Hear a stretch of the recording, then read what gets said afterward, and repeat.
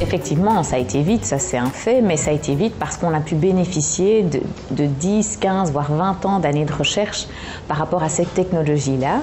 Et que donc, comme c'était vraiment une pandémie qui a affecté, et qui affecte toujours tellement de pays dans le monde, il y a eu un investissement massif en termes d'argent de la part de certains États, et puis beaucoup de collaboration aussi entre différentes universités, différentes firmes et entreprises pharmaceutiques, ce qui a permis de donner vraiment un coup de boost, un coup d'accélérateur par rapport au développement de ces vaccins, mais dont les technologies étaient déjà connues.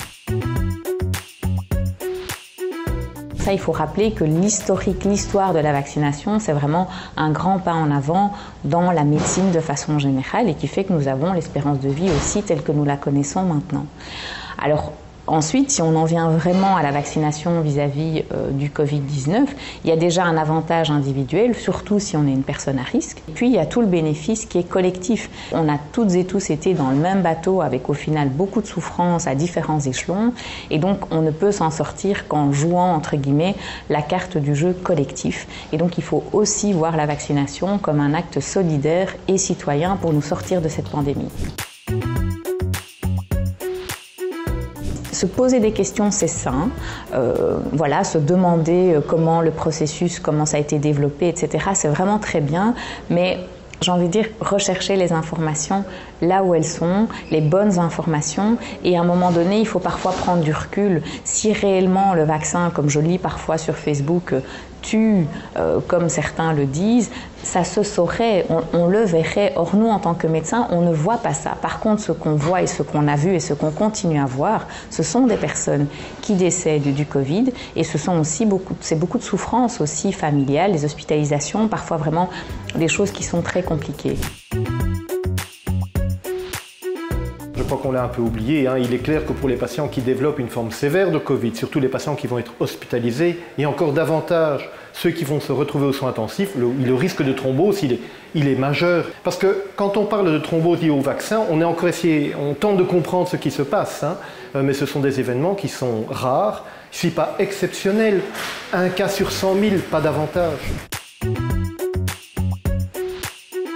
C'est une des premières fake news qui a circulé sur la vaccination et la grossesse, qui est basée en fait sur une petite vérité scientifique, qui est qu'il y a une certaine ressemblance en termes d'acides aminés entre la protéine spike, donc extérieure du virus, et un composant de la cellule placentaire. De cette petite vérité scientifique est partie une fake news comme quoi le fait d'avoir un vaccin anti-protéine spike va donner aussi une certaine immunité contre les cellules placentaires, ce qui entraînerait des fausses couches, des retards de croissance et des choses comme ça.